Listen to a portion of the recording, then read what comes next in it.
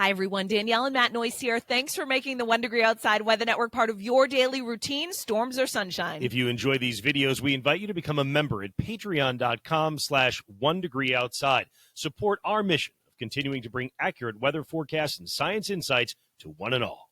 This 1 Degree Outside video is brought to you by CrackX Foundation Crack Repair and Waterproofing. 40 years of prompt and economical service to New England homeowners, builders, general contractors, home inspectors, management companies, architects, and engineers. Be sure to visit crackx.com and mention 1 Degree Outside when you make your appointment for an incredible discount.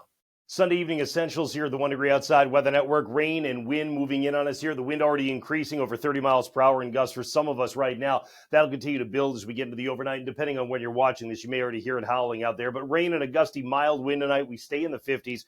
Rain comes down pretty hard. In terms of the forecast for getting your day over the next few days, tomorrow it's going to be rain that comes down a lot of the day. Heaviest is going to definitely be in the morning. It's mild all 3 days in the afternoon. It is cooler in the mornings. This is the feels like forecast, particularly for the school day, but it applies to everybody. Notice it's a little bit cooler in the mornings on Tuesday and Wednesday and then rebound. So we've got a cold front coming at us. You're increasing the wind out of the south ahead of the front. It will shift once the front goes by, but that actually takes a remarkably long time to happen. As the rain kicks up, or if you want to track the wind, you can actually do that with the interactive map page, all on our app. It's Noyes' 1 Degree Outside Weather. You'll find it for free on the App Store and in Google Play.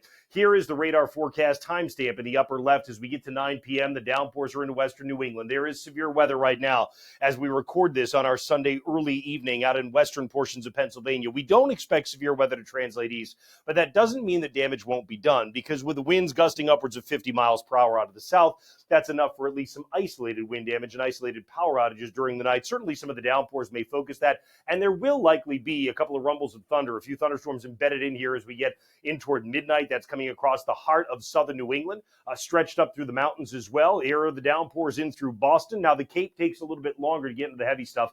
All of us may get a shower out ahead of the main band of rain, but once it's in, it is not fast moving. I mean, you get to tomorrow at 6 a.m. and it is raining for a slow morning commute all up and down the major highways of New England. Maybe the exception being I-89 when you get into Burlington, Vermont, where most of the heaviest rain is over. Notice the downpours just keep coming, not only through 8 o'clock in the morning, but actually beyond that. We'll look at the end time here in just a moment. In terms of the wind, here it is increasing out of the south, gusts over 40 and a few gusts to 50 miles per hour possible, even from 9 p.m. this evening through about midnight to 2 a.m. It's still windy early tomorrow morning. This is 6 o'clock in the morning.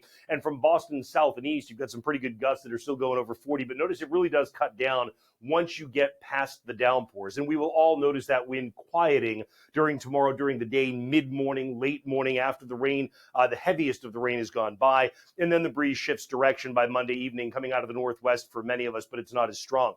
I mentioned the rain doesn't end after the downpours start to throttle back on Monday morning. Here's what I mean by noon. Still showers basically from Vergennes, Vermont, south and east. So most of us are into the showers off and on Monday. Maybe an embedded downpour in there at times, even into 3 o'clock in the afternoon. The heavier rain focused on the Cape and in eastern Maine. The back edge not into I-95 until probably sometime on Monday evening. Now, the farther north and west you are, the sooner it shuts down in the late day and early evening hours. And then eventually we go to a blend of sun and clouds by the time we get into Tuesday. But you really have to wait for the storm center to cross by southern New England, which doesn't happen until Monday evening, to get that drier air to come in. I can tell you Tuesday and Wednesday both look like quieter days for us overall. Even Thursday, probably not much action. We wait on the next storm that draws closer, and it looks like it probably arrives in here with some rain on Thursday night, by the way things look right now. And that probably is another mild system. It may end with a little snow in the mountains, and that would be about it. So in terms of rain totals out of this one, it's kind of a lot. Doesn't take long with the downpours tonight to get 3/4 of an inch to an inch as we head into Monday morning. But then when you add in what comes down during the day Monday and into Monday evening and night, notice it may be a ½ inch at Burlington, Vermont, but it's more like 1.5 inches. In some spots more than that when you come into southern New England. This is enough for some flooding concerns on the Saco River, on the Swift River in New Hampshire and Maine. You're also talking about the Pemigewasset River that likely comes into flood by the time you're done with this. Most of it minor flooding. The Missisquoi River and Otter Creek in Vermont will be watching you carefully for minor to perhaps low and moderate flooding that may result from the rain. Notice high temperatures Monday still coming up into the 50s to near 60. And Monday night, yes, it does drop down below freezing for some, but we think it dries out earlier in the day for a lot of these spots. So we're not real worried about black ice. Actually, someplace like southern and eastern New England, you're back into the 50s Tuesday, and you don't drop below freezing on Tuesday night. So you have an extended stretch of multiple nights that don't go below freezing in a good portion of southern New England. You can track that with a 14-day on our app. Just a reminder, as the weather changes, grab some gear, swag.onedegreeoutside.com. See you with an update as needed if there's something real rough and tumble during the overnight. But other than that, it'll be early on Monday morning that we'll be there to greet you as we do every weekday morning at onedegreeoutside.com and atop the home screen of our Noyes 1 Degree Outside weather app. Have a great night.